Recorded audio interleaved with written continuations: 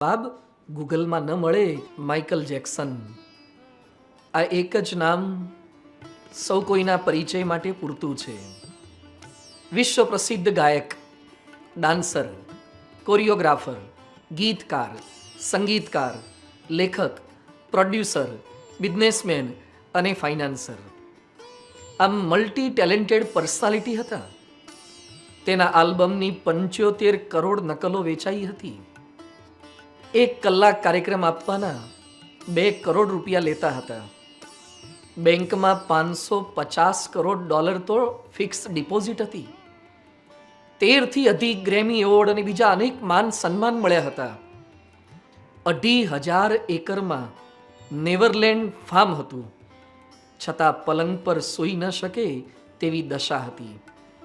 તેમની આત્મકથા the magic and મેડનેસમાં લખ્યું છે, people think they know me, but they do not know. Actually, I am one of the loneliest person on this earth. I cry sometimes because it hurts. એકલતા મને પીડે છે. આપણે ઘણીવાર આવા સફળ છતાં પણ નિષ્ફળ એવા અનેક મહાનુભાવોના પ્રસંગો સાંભળ્યા છે, પણ ક્યારેય તેના પર ઊંડો વિચાર નથી કર્યો. સુખ, સગવડ, સાહેબી અને સમૃદ્ધિ, ખાન પાન, માન અને સન્માન બધું જ હોવા છતાં આવા મશહૂર માંધાતાઓને શું ખૂટતું હશે? લાખો કરોડો ચાહકોથી ઘેરાયેલા હોવા છતાં તેમને એકલતા કેમ પીડતી હશે? માઇકલ જેક્સનના મૃત્યુ પછી જ 12 જેટલા તેમના ચાહકોએ તો આત્મહત્યા કરી લીધી હતી કે હવે એના વિના દુનિયામાં નહીં રહેવાય. જેની પાછળ લોકો આવા પાગલ થતા હોય તો એ એકલતા કેમ અનુભવાતી હતી? ન કેવળ માઇકલ જેક્સન, પણ આજે વિશ્વના કરોડો લોકો આવા માનસિક રોગોનો શિકાર બની રહ્યા છે. ચિંતા, ડિપ્રેશન, ફ્રસ્ટ્રેશન અને આ બધાના મૂળમાં ક્યાંક છે એકલતાની ઉપાધિ. કોઈ મને સાંભળતું નથી, કોઈ મને સમજતું નથી, કોઈ મને સહકાર આપતું નથી, એવું સતત મનમાં ઘણાને થયા કરે છે. કોઈ મારી સાથે નથી, બધા જ મારી સામે પડ્યા છે એવો ભય સતાવ્યા કરે છે. આખો દિવસ સમગ્ર દુનિયાના હજારો લોકો સાથે સોશિયલ મીડિયા દ્વારા કનેક્ટ હોવા છતાં માણસ જાણે પોતે ડિસ્કનેક્ટ છે એવી અનુભૂતિ કરી રહ્યો છે. હું અનેક વચ્ચે પણ એકલો પડી ગયો છું. હવે આ દુનિયામાં મારું કોઈ નથી. એવરી મોમેન્ટ પોતાના ફેન્સ અને લાઇક્સ, વ્યુઅર્સ અને કોમેન્ટ્સની ગણતરીઓ કરતો ડિજિટલ માનવી અનેક વચ્ચે એક જેવો કેમ બની ગયો છે? આવા સમયે માનવનો સાચો મિત્ર, શાશ્વત સંગાથી, બેસ્ટ ફ્રેન્ડ ફોર એવર કોણ બની શકે તેમ છે? હરી હરી અને વરી વરીની ભાગદોડવાળી લાઈફમાં કોઈને કોઈના માટે ટાઈમ નથી. અરે કોઈને મૃત્યુના સમાચાર આપીએ તો એ પહેલું એમ પૂછે કે એમને કાઢવાના ક્યારે છે, કેમ કે પછી અગ્નિ સંસ્કારની રાહ જોઈને વધુ સમય બેસી રહેવું ના પડે ને. આ સંજોગોમાં તમે યાદ કરો અને ક્યારેય એંગેજ ટોન ના આવે. 24/7 તમારા માટે અવેલેબલ હોય તેવો સાથી કોણ છે? જે ક્યારેય છોડે નહીં, તરછોડે નહીં, જે ક્યારેય ભૂલે નહીં, મદદ કરવાનું ચૂકે નહીં, જે ક્યારેય એકલતાનો અહેસાસ ન થવા દે, ક્યારેય ખાલીપાની ચિંતા ન થવા દે. એટલે જ પ્રસિદ્ધ લેખક દર્શક કહેતા, પુસ્તકો ખરા પારસમણી છે. તમારી પાસે સારા પુસ્તકો હશે તો તમને દિલોજાન મિત્ર, શુભેચ્છક, મુરબ્બી, સલાહકાર અને દિલાસો આપનારની ખોટ જણાશે નહીં. કોઈ પણ ઋતુના રંગમાં કે દશાના ઢંગમાં પુસ્તકો તમારા દિલને આરામ આપશે. તો મહર્ષિ અરવિંદ કહેતા, જ્યારે મારી સામે કોઈ માનસિક કે આધ્યાત્મિક મૂંઝવણો આવે ત્યારે ભગવદ્ ગીતાનું શરણું લઉં છું. તેનો કોઈને કોઈ શ્લોક મારી સમસ્યાઓનું સમાધાન બતાવી દે છે. જો સદ વાંચન બીજાના પ્રશ્નો સમાવે તો મારા તમારા પ્રશ્નો કેમ ન સમાવે? વન વિચરણ દરમિયાન શ્રી નીલકંઠ વર્ણીએ ઈલા સુશીલા કે રાજ્યના પ્રલોભનોને ઠોકર મારી હતી. આ વાંચ્યું હોય તો જ્યારે આપણા જીવનમાં પ્રલોભનો આવે ત્યારે તેમની દળતા નજર સામે આવીને ઊભી રહે છે. ગુણાતીતાનંદ સ્વામીએ પોતાને મારનાર ઉગા ખુમાણને માફ કરી દીધા. અરે એટલું જ નહીં, દીકરો થાય તેવા આશીર્વાદ આપ્યા. તો જ્યારે કોઈ આપણું અહિત કર્યું હોય ત્યારે તેનું હિત કરવાની પ્રેરણા આ પ્રસંગનું વાંચન આપણને આપે છે. સેવા કરતા ભગતજી મહારાજ પર વિરોધીઓ વજનદાર કોથળા નાખી હેરાન કરતા, પરેશાન કરતા, ત્યારે ભગતજી મહારાજ કહેતા, એમાં રહીને ગુણાતીત સ્વામી જ મારી પરીક્ષા કરે છે. જો આવું વાંચન કર્યું હોય તો આપણને ત્રાસ આપનાર પતિ કે પત્ની, સાસુ કે વહુ, નોકર કે માલિકમાં રહીને સ્વામી જ મારી પરીક્ષા કરે છે એવું ટાણે સૂજી આવે છે. અનેક નિષ્ફળતાની અગવડો વચ્ચે પણ નવા ઉત્સાહથી, નવી ગિલ્લી, નવા દાવની તૈયારી સાથે છેલ્લા શ્વાસ સુધી સતત ઉપાસના માટે જજુમતા શાસ્ત્રીજી મહારાજના પ્રસંગો કે લિખિતંગ શાસ્ત્રી યજ્ઞ પુરુષદાસ જો વાંચ્યું હોય તો ક્યારેય મોળો વિચાર કે મોળી વાત કરવાનું મન ન થાય.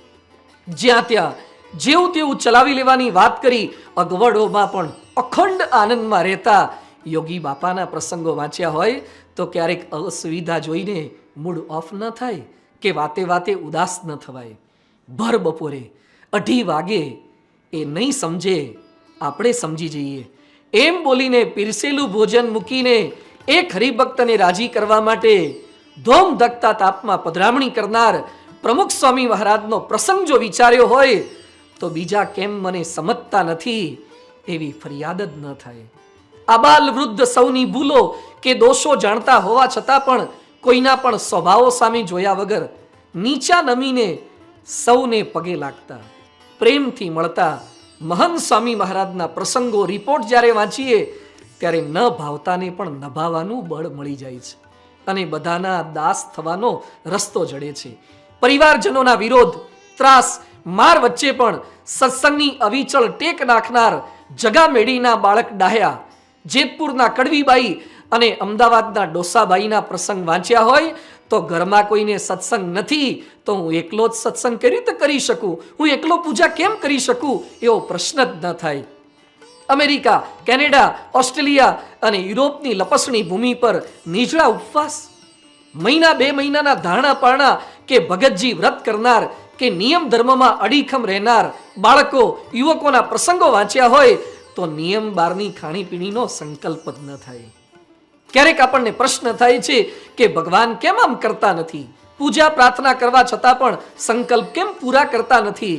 આવા પ્રશ્નોના જવાબ પણ સ્વામીશ્રીના પ્રસંગો જ આપી જાય છે. તારીખ 18/10/1987 રોજ પરમ પૂજ્ય પ્રમુખ સ્વામી મહારાજ ભાદરા મુકામે સભામાં આશીર્વાદ આપતા બોલ્યા હતા, ખેડ ખાતર કરવા તે આપણું કામ, વરસાદ વરસાવો કે ન વરસાવો તે ભગવાનનું કામ, બી વાવવા તે આપણું કામ, ફણગા બહાર કાઢવા તે ભગવાનનું કામ, પાણી પાઈ નિંદણ કરવું તે આપણું કામ, હાથ લાંબા ડુંડા કરવા તે ભગવાનનું કામ, અનાજ દળી રોટલી કરી ખાવી તે આપણું કામ, પણ પચાવવું તે મહારાજ સ્વામીનું કામ. જો આવું વાંચન કર્યું હોય તો મહારાજ આમ કેમ કરતા નથી તેવો ક્યારેય પ્રશ્ન થાય ખરો? એટલે જ પ્રમુખ સ્વામી મહારાજ કહેતા, જેટલું વાંચન તેટલી વિચારવાની દિશા મળે, તેટલી આંતરિક પરિપક્વતા વધે. નિત્ય વચનામૃત વાતો, યોગી ગીતા અને સત્સંગ દીક્ષા વાંચનારની અનુભૂતિ થાય જ છે કે આપણા મનમાં જે મૂંઝવણ હોય, જે પ્રશ્ન હોય તેનું સમાધાન મળે તેવી વાત નિયમના વાંચનમાં એ દિવસે આવી જ જાય છે.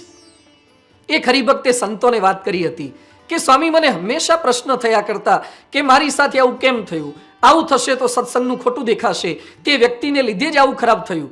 પણ જ્યારથી સત્સંગ દીક્ષાનો શ્લોક નંબર 152 વાંચ્યો, ભૂતમ યચ્ચ ભવેદ યચ્ચ યદેવાગ્રે ભવિષ્યતિ સર્વમ તન્મે હિતાયૈવ સ્વામી નારાયણેચ્છયા. જે થઈ ગયું છે, જે થઈ રહ્યું છે અને જે થવાનું છે તે સ્વામિનારાયણ ભગવાનની ઈચ્છાથી મારા હિત માટે જ થાય છે. આ વાંચ્યું ત્યારથી ઉકળાટ અને ઉચાટ માત્ર શમી ગયો. એસિડિટીની દવા વગર બધી જ બળતરા કાયમ માટે મટી ગઈ. તો સદવાંચના લાભ કરે છે. એટલે જ ગાંધીજી કહેતા, જેને સારા વાંચનનો શોખ હોય તે ગમે તે જગ્યાએ એકાંતવાસ સહેલાઈથી વેઠી શકે છે. તો લોકમાન્ય તિલક તો કહેતા, હું નર્કમાં પણ ઉત્તમ પુસ્તકોનું સ્વાગત કરું, કેમ કે તેમાં શક્તિ છે, નર્કમાં પણ સ્વર્ગ ઊભું કરી શકે. જેને વાંચન માટે પ્રેમ નથી તે સ્વર્ગ જેવા સુખમાં પણ નર્કની જ પીડા ભોગવે છે. આ સદવાંચન, આ સાચો સંગાથી ક્યારેક લીવરનું કામ કરે છે તો ક્યારેક બ્રેકનું પણ કામ કરે છે. ક્યારેક ગિયરની ગરજ સારે છે તો ક્યારેક ક્લચનું પણ કામ કરે છે. ક્યારેક વિન્ડ સ્ક્રીન બની આગળનું બતાવે છે તો ક્યારેક રિયર સ્ક્રીન બની પાછળનું પણ બતાવે છે. આપણને પ્રશ્ન થાય કે પુસ્તક, શબ્દો અને વાંચન તો છેવટે સ્થૂળ શબ્દો જ છે ને. આવા સ્થૂળ શબ્દો, આવી નિર્જીવ વસ્તુ સજીવમાં મોટો ફેરફાર શું કરી શકે? શબ્દ શબ્દ તું ક્યાં કરે, શબ્દ કોના હાથ પાવ, એક શબ્દ ઔષધ કરે, એક શબ્દ કરે ગાવ. Words are more powerful than swords. Philosopher પ્લેટોના ધ રિપબ્લિક પુસ્તકથી એથેન્સમાં પરિવર્તન આવ્યું. પ્રસિદ્ધ ચિંતક કાર્લ માર્ક્સના દાસ કેપિટલ પુસ્તકથી સામ્યવાદનો પ્રારંભ થયો. હેરિયેટ બીચરસ્ટો નામની મહિલાએ લખેલ એક નાનું પુસ્તક અંકલ ટોમ્સ કેબિન વાંચીને અમેરિકામાં ગુલામ